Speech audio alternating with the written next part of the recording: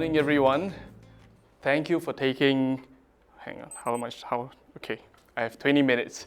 Thank you for taking the time this morning, waking up early, making your way here to give me your time. I'm going to be talking about kindness this morning, and I realize it is maybe not the core layer of leadership, but it is a core layer of leadership. It is a very important aspect of leadership. A little bit about me. That's me, DZ.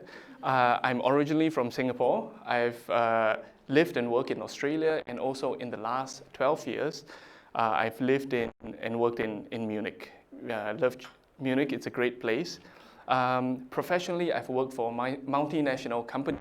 I've taught in universities and also spent a lot of time in innovation consulting like Frog Design and Spark Reply, which you saw was one of the sponsors earlier. I've had the opportunity to lead diverse multicultural teams, which I enjoy a lot, to design, build, launch digital products and experiences. At the moment, I also coach and mentor emerging leaders in the creative space, and this is because I'm very passionate about leadership and people development. It's something that is very close to my heart, which brings me to why I'm here today. I'm not here to teach you something, but is that my Siri? What the? I'm here to share my experiences with you, the mistakes I've made and things I've learned across my leadership journey. But who is this talk for today? It's not only for managers, it's not only for people who are leading teams. It's not for managers who want to lead differently, but anyone who is interested in leadership, anyone who has a leadership mindset and might be interested in leading teams in the future. What do I hope you walk away with at the end of today? If this is something you resonate with, that kindness is a core layer of leadership, I hope that you walk away with a concrete action of how you might incorporate kindness into your leadership style. For those of you that are a little bit skeptical about leading with kindness, maybe you walk away with a fresh perspective, because I believe this is very subjective. I don't expect everyone to share the same perspective as I do. And last of all, if you are a cynic and you don't think that people deserve kindness, at least you walk away with a free breakfast and coffee. Thank you, Google. Okay, what are we talking about today? 3 parts. Number 1 is the what. What does it mean to lead with kindness? I'm not going to go in depth. This is just an outline right now. The second part, it is why. Why is it important to incorporate kindness into your leadership style? Why is it important to have kindness in the environment? And what kind of impact does it have on you as an individual and on your team? And lastly, how can we do this? Of course, this is not a comprehensive framework, but this is how I would like to share, some of the experiences that I've had over the last few years. So we'll come back to this summary at the end again in case you want to take a picture or you were too slow to take a picture. Let's talk about the what. Kindness is often mistaken or often perceived as a weakness in corporate setting. Oh, he's too soft, he's too nice, Kindness is not just about being nice. It is not about saying yes to every request that you get. It is not being constantly available to show that you care. Call me anytime, I'll be there, just text me. It is not protecting the team from making mistakes. This is something I personally made this mistake a lot of times. And when the team has made a mistake, it's not about jumping in and fixing the problem and saving them. It's not just about that. It's not about avoiding conflict. It's not about avoiding tough conversations. And it's definitely not tolerating bad behavior, unacceptable behavior, just to keep the peace in the team. How do I see kindness? I see that there are three ingredients. Of course, there are more, but the first one I think is, and is really important, is respect. This means that you treat everybody, regardless of role and their seniority, with dignity. Whether it's an intern, whether it's a managing director, you treat them with respect and dignity.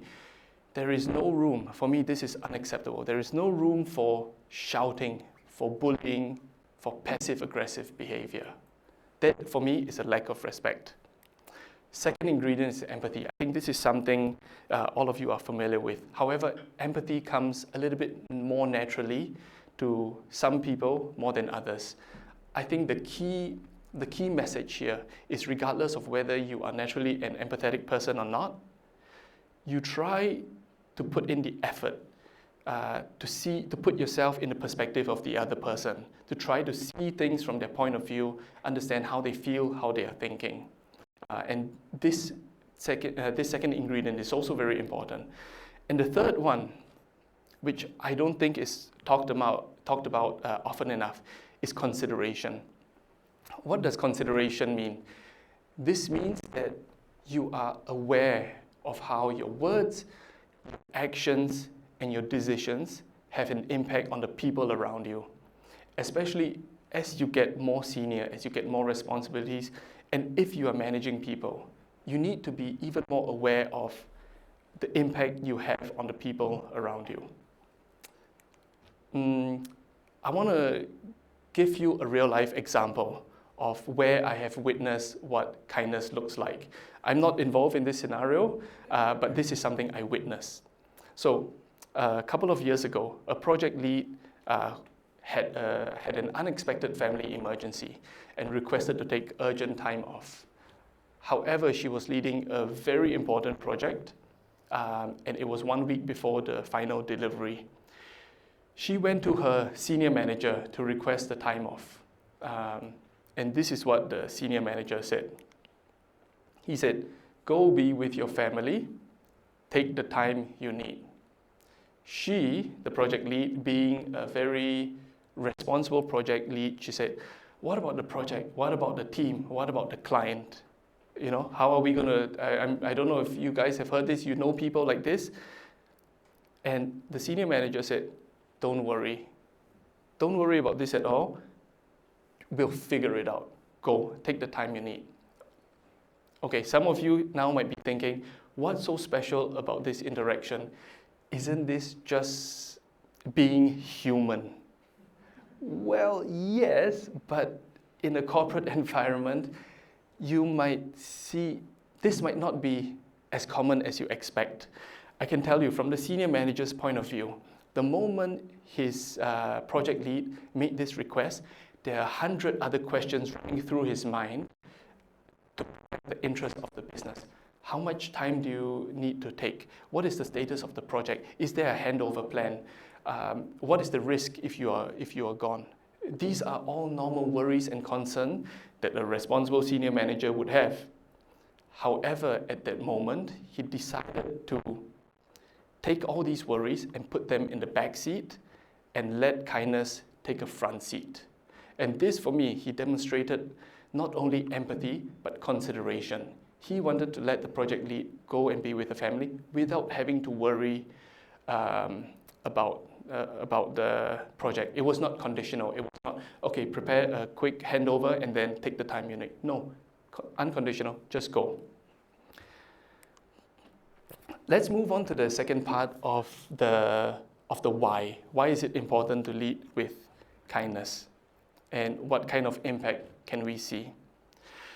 When we lead with kindness, we create a safe environment. When we demonstrate respect, empathy, consideration, that creates a safe environment. When people feel safe, they feel comfortable in showing the different dimensions of themselves. Let's take, for example, I might be a senior strategist in my company. You might be a senior strategist in your company. But that's not all. There's a person behind that role. You might be a founder of a startup or trying to found a startup in your free time. You have your own passions and interests that are very close to your heart. You have your own life experiences that you bring with you. I don't know about you, but for me, when I go to work, I don't want to be just the senior strategist or the creative director. I want to be able to show different dimensions of myself as well. Maybe not all, but a bit more than just my title. What is the impact?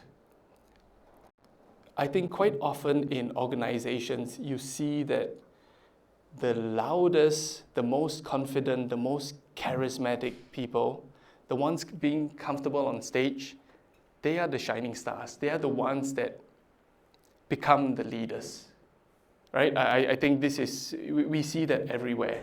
Whether that's right, whether that's wrong, we see that happening. When you lead with kindness, you are actually sending a message to the people around you that leaders can come in all shapes and sizes. And I think that is very important, because if you're not a leader, you are a team member or whatever. Everybody needs a different kind of leader to lead them. And if there's only one type of leader, I see a problem. What happens when you have people of all shapes and sizes adopting a leadership mindset? You see people start to be more engaged, more motivated, taking initiative. You know, the opposite of leadership mindset is, that's not my job. I let the manager, I let somebody more senior take care of it. I think that it's a shift from passive to active. And the third thing is that it allows you to be more effective as a leader as well. If the environment is safe and it's good, if your team is engaged, if they are demonstrating leadership mindsets, you realize that you have the opportunity to lead more and manage less. This is from my experience. You see that you have you start to shift from firefighting urgent topics to having time to plan for important tasks. Because the team is engaged, they know they can lead, they are not constantly waiting for the leader. And lastly, you also have more time for yourself. What does this mean? This doesn't mean that you wrap up at 3 p.m., you go out for an ice cream. This means that you have a bit more time for reflection and self-development. If you can't take care of yourself, how can you take care of the people around you? How can you take care of your team? And I think this is often neglected. Let's move on to the how. There are a million hows. I would just want to share 3 ways. Number 1 is building trust. I mean, this is super obvious. In the context of leading with kindness, kind actions without trust can be misinterpreted as manipulation. When you do something nice for someone that doesn't trust you, the question in their mind could be, why is he or she doing this? Are they trying to get something out of it? Do they want something from me? And that represents a lack of trust. How do we build trust? 101 ways, and for each of us, we have different ways to build trust. This is not comprehensive. The point here is just to say that there are a lot of different ways to build trust. The key message on this slide is that building trust is not a passive activity. You don't naturally build trust with your colleague just by working with them for 2 years and doing nothing. Building trust is a very active, very intentional activity. Trust is a currency. It's one of the most important layers of leadership, but that is a completely different presentation on its own. Number 2. Okay, this is where we start to get a little bit subjective. I know not everyone is going to agree with this, but let's go anyway. Peel back the layers. The point is, what has worked for me is that I want to be the person behind the role. I don't want to just see the role.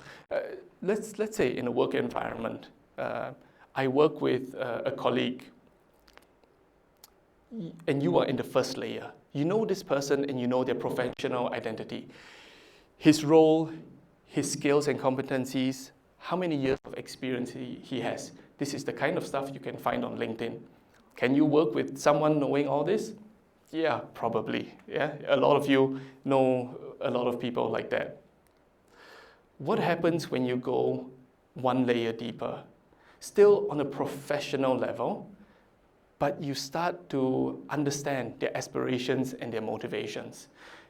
Does he or she want to become a manager in 3 years?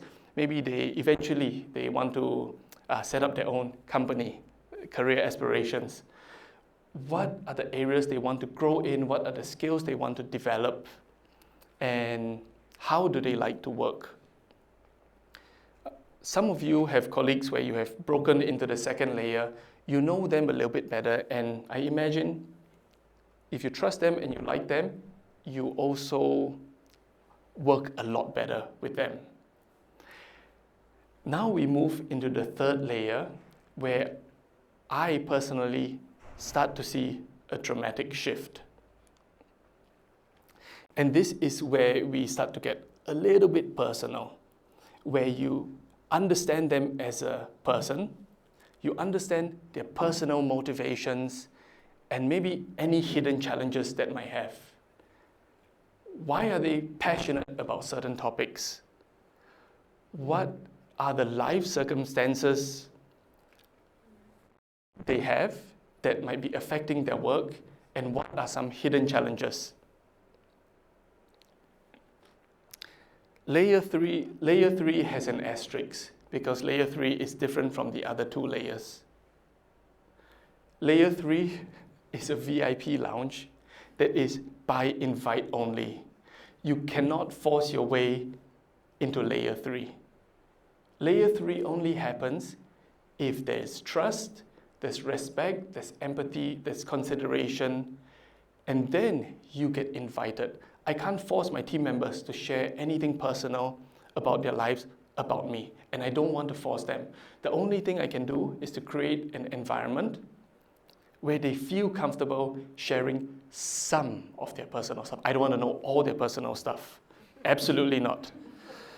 But why is this important? I feel, from my personal experience, the team members that I've been able to help develop the most are those that I have a very strong relationship with.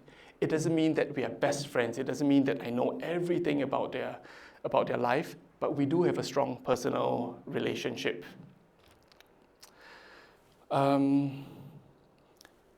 Is this going to work in every scenario?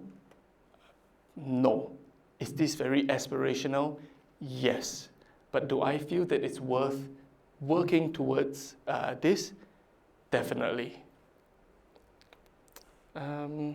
Okay.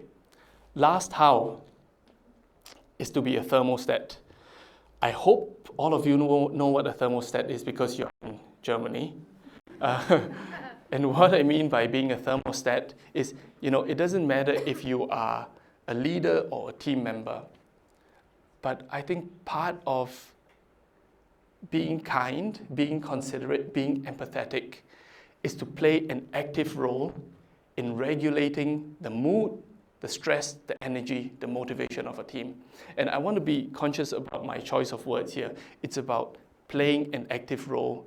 It's about influencing. You are not responsible. You cannot be responsible to make sure that everybody on your team is happy or motivated or satisfied. It's not possible, but you can play an active role in that. How do we do that? First, we take the measurement. For some of you lucky ones, you are very sensitive. You can feel the mood and the vibe in the room when something is wrong, when colleagues are feeling down. For those of you who have that gift, trust your gut. If your gut is telling you something, and you know you have that gift, trust it. I don't think I'm one of those people. So I use the second tip, which is to rely on my colleagues. I used to have a colleague who was really good at this, was sensitive, and when he brought up his concerns to me, I would pay more attention because I know, okay, this guy is really good at that. And the third tip is actually surprisingly easy. Simply ask. Ask individuals, ask the team how they are feeling, what is the mood, what is the vibe. You would be surprised at the kind of answers that you get. What happens after we have taken measurement? We move into regulating. This is where we start to play an active part in influencing the temperature of the room of the team. If necessary, remove distractions from the team. What does this mean? You might be leading a team. Your managing director might be out of curiosity, out of interest, asking them a million questions. That is not helpful, right? Talk to him, shelter the team, book a room in another building and put the team there, just to give them a little bit of protection. If that is something you can do, that could be one way to remove distractions from the team. Help the team, provide focus from the team. That might mean helping them prioritize the task for the day, for the week, relieving tension in the team. I'm a bit of a joker. You might not know that, but I have a good sense of when there's tension in the team and when is the right moment to drop in a joke to remove the tension. And then people start to realize, okay, things are not serious, not that serious. We don't have to be too stressed about it. And lastly, if you need, inject energy into the team. That might be taking a short break, going out, going for ice cream. It could mean telling the team, guys, let's wrap it up for today. I can see we're not being productive. Go back, rest, we come back fresh tomorrow. When you have done all that, you have put in effort to, influence the team's mood, be sure to come back and validate that what you did was actually useful. A lot of leaders, a lot of people, out of good intention, they try to do something, but it doesn't mean it is always useful. In fact, it could be more disruptive. So you want to understand what I did, was it actually helpful? And if it is, good, carry on, improve, iterate, whatever. Just make sure that you are doing things that are useful for the team. So, my time is good.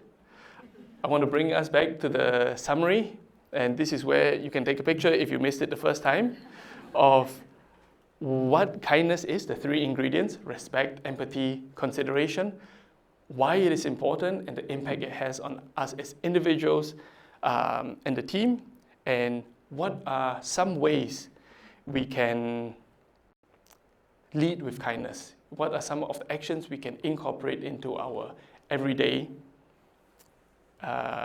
whether we are leaders or whether we are part of a team. Thank you. And if, no, hang on. Let me finish my sentence. Thank you. And if you want to find me on LinkedIn, there's a QR code there. I really appreciate it. It has been a pleasure. Thank you very much.